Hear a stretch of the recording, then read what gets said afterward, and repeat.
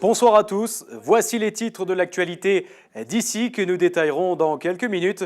Lancement des appels d'offres pour la construction d'un centre de balnéothérapie à Josier, en Ubaye. Hier soir, en effet, la Comcom de l'Ubaye a voté à l'unanimité le lancement d'un appel d'offres pour trouver un partenaire privé qui sera capable de gérer à la fois le centre de balnéo, l'hôtel et le restaurant. Le budget prévisionnel du Conseil général voté ce matin en séance plénière. 17 voix pour, 17 contre et 2 abstentions, celles de Guy Blanc et d'Auguste Truffem. Resto au Conseil général des Hautes-Alpes puisqu'il vient de rompre sa collaboration avec la Ligue de protection des oiseaux. C'est en effet l'une des associations qui a saisi le tribunal administratif de Marseille pour faire suspendre le tir de prélèvement du loup sur Prunières et ses alentours. Tout autre sujet maintenant, ouverture différée pour Serre Chevalier en raison du manque de neige naturelle et puisqu'aucune chute de neige n'est prévue avant le 21 décembre, la station qui devait ouvrir ce vendredi n'ouvrira que le 21 décembre. Alors au rayon des bonnes nouvelles, ouverture ce week-end d'Ancel, Pralou, Montclar, Vars, puis Saint-Vincent, et puis Orsières. Passons à la laïcité. C'était le mot d'ordre unique hier à l'Argentière, l'ABC. Au sein du collège des Girondes, les élèves de l'école élémentaire et du collège étaient réunis pour souligner l'importance de cette valeur inscrite dans les fondamentaux de la République. Un hommage appuyé a ensuite été rendu aux jeunes sapeurs-pompiers volontaires de l'Argentière. Écoutez le maire Joël Giraud.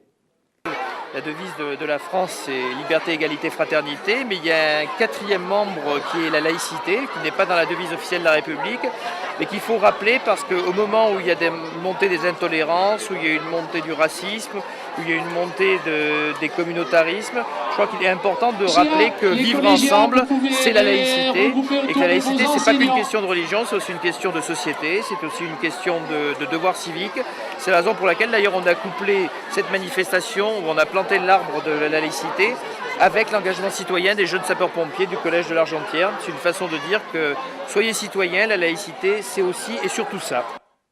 Enfin, les pulls rouges étaient à l'honneur ce week-end à Montgenèvre. En effet, 150 moniteurs de ski s'étaient donné rendez-vous pour réactualiser leurs connaissances sur les dangers de la montagne et les protocoles de sécurité et de secours à suivre en cas d'avalanche.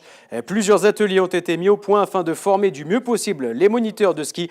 Reportage à retrouver au cours de notre journal. Mais pour l'heure, on passe à l'actualité nationale et internationale avec Dominique Leguen.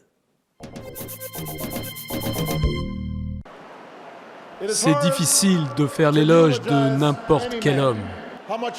Mais c'est encore plus difficile pour un géant de l'histoire. Barack Obama a joué les orateurs vedettes lors de l'hommage à Nelson Mandela. Dans les tribunes du stade de Soweto, beaucoup de grands de ce monde, mais aussi une foule d'anonymes venus saluer la mémoire du héros de la lutte anti-apartheid.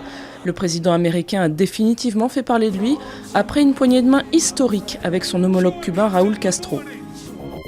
Une minute de silence à l'Assemblée en hommage aux 2 soldats français morts en Centrafrique. 5 jours après le début de son intervention, l'armée dit avoir sécurisé Bangui, la capitale, mais elle fait face à des pillages et des tentatives de représailles contre des civils musulmans. François Hollande est attendu sur place dans la soirée. La diplomatie à l'œuvre en Ukraine, alors que les heurts continuent entre police et manifestants pro-européens, la chef de la diplomatie de l'Union et une représentante des États-Unis rencontrent le président Yanukovych.